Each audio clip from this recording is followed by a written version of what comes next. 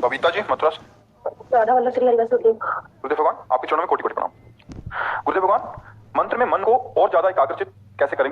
पहले आहार शुद्धि होनी चाहिए, व्यवहार शुद्धि होनी चाहिए, क्रिया शुद्धि होनी चाहिए, विचार शुद्धि होनी चाहिए, तब मंत्राकार वृत्ति होती है।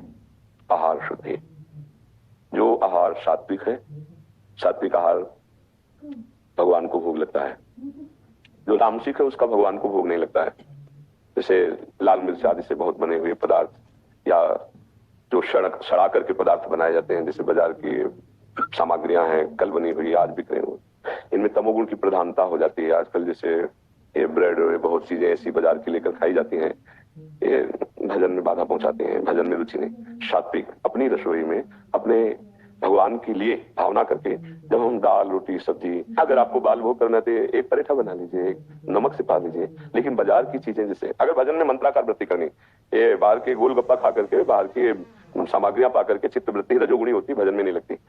कौन कहाँ कैसे किस विचार से बनाता है। तो पहले आहार शुद्धि।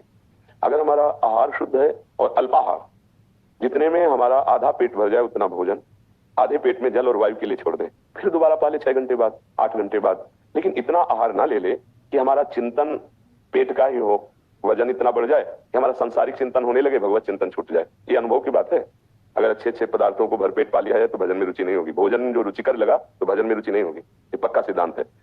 अब हम रोज होटलों का पाए, बाजार का पाए, संसारिकता, तो हमें लगता है भजन तो वो बातें चाहे कर लो, भजन नहीं हो पाएगा। भजन के लिए शुद्ध आहार से। दूसरा व्यवहार, सबसे ज्यादा व्यवहार बिगाड़ता है मोबाइल। आजकल मोबाइल में पूरा संसार है, आप जो चाहो जैसे चाहो देख लो। अगर सावधानी ना रही तो बहुत व्यवहार गलत हो जाएगा मोबाइल से। और दूसरा, अपने परिवार से व्यवहार। अगर आप संयमी नहीं है, आप गलती करते हैं, तो आप अपने परिवार से व्यवहार ठीक कर ही नहीं सकते। आप गलत होंगे ना तो आपका स्वभाव चिड़चिड़ा हो जाएगा, क्रोधी स्वभाव हो जाएगा। अपने कर्तव्य का सही आप ठीक पालन नहीं कर सकते, क्योंकि आपका आहार शुद्ध नहीं, आपका व्यवहार शुद्ध नहीं। तो आप सबसे कर्तव्य करवाना चाहेंगे अपने लिए, लेकिन आपका क्या कर्तव्य सबके लिए ये भूल जाएंगे, तो आपके व्यवहार में अशांति हो जाएगी। विचार शुद्ध होने चाहिए। हम प्रभु की प्राप्ति के लिए मानवदेह प्राप्त किए हैं, चाहे स्त्री शरीर हो चाहे पुरुष शरीर हो। हमें पति पुत्र परिवार आदि की जो सेवा मिली है, भगवान की सेवा है। हमारा विचार इनके प्रति गलत ना होने पाए। हमारे व्यवहार में त्रुटि, हमारे आहार में त्रुटि, तो पक्का आपके विचार में त्रुटि आ जाएगी। विचार में त्रुटि बहुत तरह के दोष पैदा करते, तो कहने की जरूरत नहीं। जैसे आजकल विचारहीन आचरण होते हैं समाज में। कुछ ऐसे होंगे जो आचरण करने के पहले विचार करते हैं कि मैं गलत हूं या सही। विचार शुद्ध कैसे माने जाएंगे? गुरु की आज्ञा, शास्त्र की आज्ञा, बड़ों की आज्ञा में रहना। आजकल नए नए बच्चे जानते हो माता पिता से कैसे अभद्रता से बात करते हैं कि सुन के लगता है कि ये विद्या पढ़ रहे हैं। विद्या विनयम ददाति, विद्या विनयशील प्रदान करती है, गंभीर नम्र। आज का बर्ताव बच्चों का कैसा है? आजकल हम कैसा पति से व्यवहार, पत्नी से व्यवहार, सास ससुर से व्यवहार, माता पिता से व्यवहार या बहू से व्यवहार, सबके लिए है। विचार दूषित हो रहे हैं। विचार दूषित कब माने जाते हैं? जब सबसे अपने लिए सुख चाहो। विचार पवित्र कब माने जाते हैं? जब हमारे विचारों में सबको सुख देने की बात हो, अपने कर्तव्य के अनुसार, धर्म के अनुसार। तो जिसका आहार शुद्ध, व्यवहार शुद्ध, विचार शुद्ध, वही मंत्राकार वृत्ति भगवान की कर सकता है। अगर ये तीनों अशुद्ध हैं तो माला भले चले, मंत्र में मन नहीं टिकेगा। पक्की बात समझ लेना। मंत्राकार वृत्ति हर समय रसोई बनाते हुए, सोनी लगाते हुए, पोछा लगाते हुए, सबसे सेवाएं करते हुए, अंदर अंदर एक एक वृत्ति में नाम चले, मंत्र चले, वो बहुत बड़ा महात्मा है। इसी स्थिति को तो देखकर उद्धव जी ने नमन किया गोपीजनों को। गोपीजन, ब्रज की गोपियां सब काम कर रहे हैं, लेकिन मुरारी पादार्पित चित्तवृत्ति। चित्तवृत्ति कहाँ है? श्री कृष्ण चिंतन में। इसीलिए बहुत बड़ी महात्मा थे। तो चाहे स्त्री शरीर हो या पुरुष, चित्त की वृत्ति भगवदाकार वो कब होगी? जब हमारा भोजन शुद्ध होगा, हमारा व्यवहार शुद्ध होगा, हमारा विचार शुद्ध होगा, तब हमारे अंदर नाम और मंत्र चलेगा। अब इस पर देख लिया जाए, इसको सुधार किया जाए तो नाम मंत्र में और गाढ़ अवस्था आएगी। थोड़ी देर भगवान की लीलाएं सुना करो। जैसे श्रीमद् भागवत के 10वें स्कंद की श्री कृष्ण लीला है। यदि रामचरित्र मानस में भगवान राम के जो पावन चरित्र उनको सुना जाए, भगवान की लीला चरित्र सुनने से अंतःकरण भगवान की स्मृति में भरने लगता है।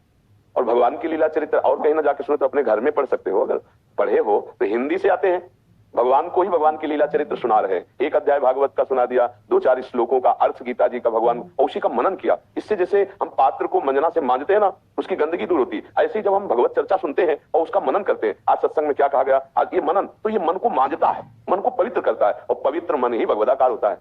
अपवित्र मन भगवान में नहीं लगता है। पापवंत कर सहज स्वभाव भजन मूर्ते भावन। जो निर्मल हृदय है उसमें निरंतर मंत्र चलता है। जितना मंत्र में रुकावट होगी उतना ही मन में मलिनता है, उसी को दूर करना है। तो हम सत्संग सुने, भगवत लीला गुणानुवाद गायन करें और अपने आचरण पवित्र रखें, अपना भोजन संयमित और पवित्र रखें और अपने विचारों को दूसरों के सुख चिंतन में लगावें। जैसे संत जन हैं, तो उनका हर समय विचार बना रहता है हमारी समाज कैसे मंगलमय, जो वास्तविक संत है कैसे इनका कल्याण हो, कैसे सुखी हो, वही विचार करके खोज करके शास्त्रों से बात लाके वही सत्संग में सुनाते, वही एकांतिक में उत्तर हो रहा है। तुम्हारा मंगल कैसे हो, ऐसे ही तुम सोचो। तुम्हारा मंगल तभी होगा जब तो दूसरों का मंगल, पर हित सरिस धर्म नहीं भाई। अगर दूसरे के सुख के लिए सोचा, हमें और दूसरे के सुख के सोचने की जगह ना हो तो अपने परिवार के सुख के, अपना बेटा, अपना पति, अपने सास ससुर, अपने परिवार को कैसे हम भगवत स्वरूप मानकर इनको सुख पहुंचाएं, कैसे इनकी सेवा बने, अभी आनंद आने लगेगा। हर व्यक्ति का एक अंदर से स्वभाव बन चुका है तो मुझे सुख, लेकिन तुम्हारा कर्तव्य क्या है वो भूल गए, तो कलह हो रही है, अशांति हो रही है, नहीं हो रही।